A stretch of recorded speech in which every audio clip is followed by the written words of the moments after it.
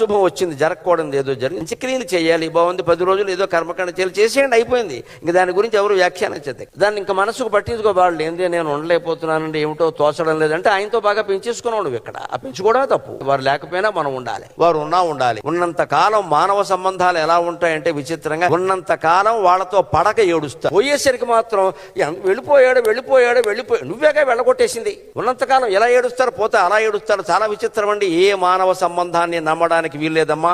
మాధవ సంబంధం ఒక్కటే శాశ్వతం, ఖచ్చితంగా పరబ్రహ్మతో మనకు ఉండే సంబంధం. ఆత్మబంధం తప్పితే అనవసర బంధాలు నమ్మడానికి వీల్లేదు. అందరూ తొలి డ్రామా ఆడుతున్నారు. భార్యో డ్రామా, భర్తో డ్రామా, పిల్లలు అంతకంటే పెద్ద డ్రామా, ఊళ్ళో వాళ్ళు అంతకంటే గొప్ప డ్రామా. వీడెప్పుడు మనతో వచ్చేవాళ్ళు లేడు, మనతో ఉండేవాళ్ళు లేడు. వాళ్ళు డైలాగ్ బదులు డైలాగ్ వేసేయడమే. నాటకంలో 2 నటులు నటిస్తూ ఉంటారు. ఏం కోరుకుంటారు? ఒక నటుడు పక్క నటుడి నుంచి వాడు బాగా నటిస్తే నేను కూడా బాగా నటిస్తా, అంచేత భార్య బాగా నటిస్తుంది, భర్త కూడా బాగా నటించడం సరిపోతుంది. ఇది నాటకం.